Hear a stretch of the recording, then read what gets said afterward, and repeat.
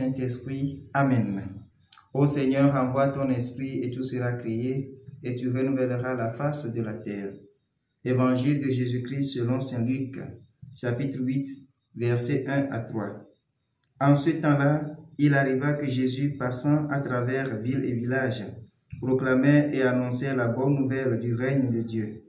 Les 12 l'accompagnaient, ainsi que des femmes qui avaient été guéries de maladies et d'esprits mauvais. Marie, appelée Madeleine, de laquelle était sorti 7 démons.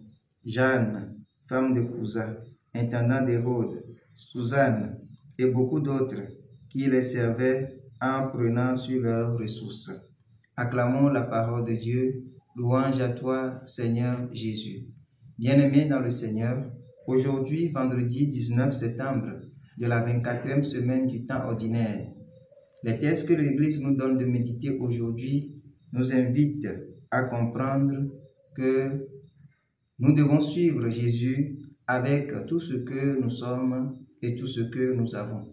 Nous le voyons dans l'Évangile, quand Jésus, au cours de ses promenades, était accompagné de ses disciples. Et au fur et à mesure que la bonne nouvelle atteignait les cœurs, cela a suscité encore d'autres suites. En l'occurrence, les femmes qui suivaient Jésus et les servaient en prenant sur leurs ressources. 2 choses à retenir.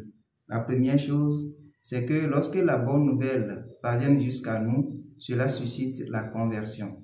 Nous voyons comment ceux qui ont bénéficié de la grâce de la guérison, ceux en qui Jésus a chassé des démons, ont compris que Dieu est le seul qui puisse procurer aux hommes le bonheur et ont aussi suivi le Christ.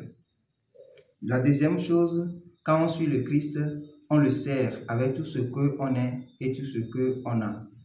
Que le Seigneur nous accorde la grâce aussi pour que notre Secula Christi produit effectivement la grâce d'un cœur totalement ouvert et aussi la grâce des mains ouvertes pour que la bonne nouvelle puisse avancer.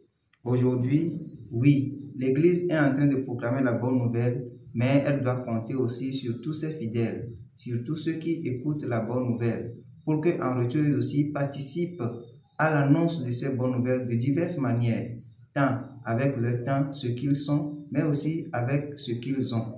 Que le Seigneur nous donne la grâce d'ouvrir nos mains, d'ouvrir nos cœurs, pour que la bonne nouvelle puisse atteindre les confins de la terre. Qu'il en soit ainsi pour nous, maintenant et pour les siècles des siècles. Amen.